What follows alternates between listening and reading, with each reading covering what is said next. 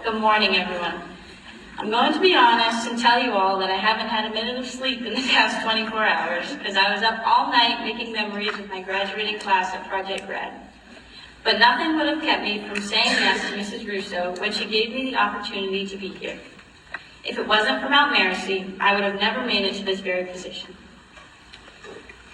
As Mrs. Russo pointed out, I've had my fair share of success so far. But what she didn't point out is I've also had my fair share of failure.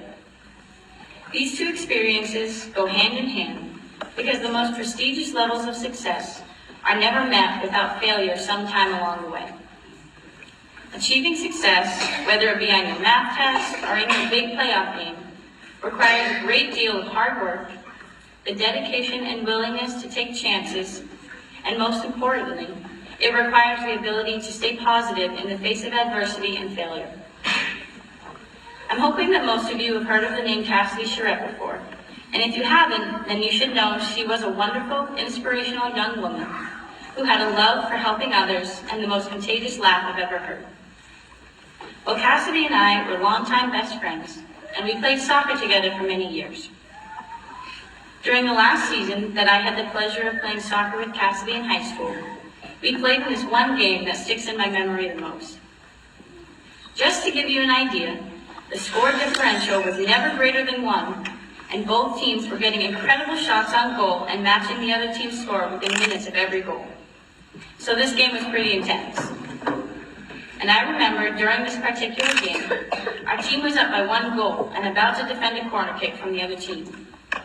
As the ball was sent into our goalie's box, Cassidy, who was working hard to defend our goal, accidentally deflected the ball into our own net. Now, most people would drop to their knees in despair after scoring an own goal, but Cassidy responded in the most exemplary way. She turned to our goalie, one of her best friends, apologized for her mistake, shook it off with a smile of determination, and went back out to the field and scored the final goal that won us the game. Cassidy accepted that she had made a mistake, but realized that instead of dwelling on it, she needed to do something about it and change the game. What I want you to think about today is how will you change the game? What will you do when you make a mistake, big or small, to change the outcome? What will you do when life hands you bad news to change it to something good? I told you what Cassidy did. She smiled, she laughed, she worked hard, she changed the soccer game. In many cases, the change needed does not always require you to work hard physically.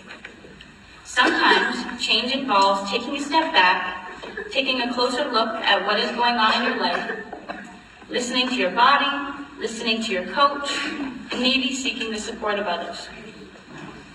Athletes can often be at risk of working too hard, which can lead to injuries or poor performance.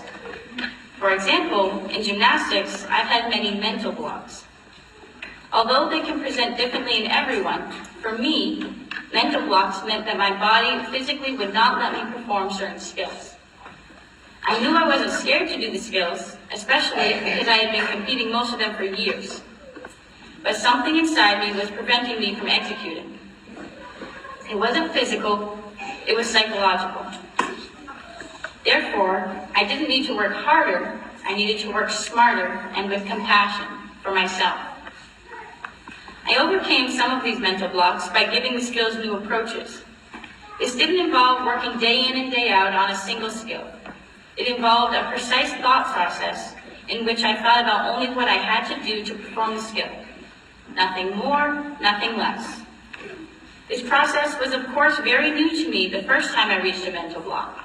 But after a few more, I got the hang of not overthinking things, and this change in mentality became a part of my strategy in gymnastics. At my graduation ceremony last night, I spoke to my entire class and community about embracing change and trying new things.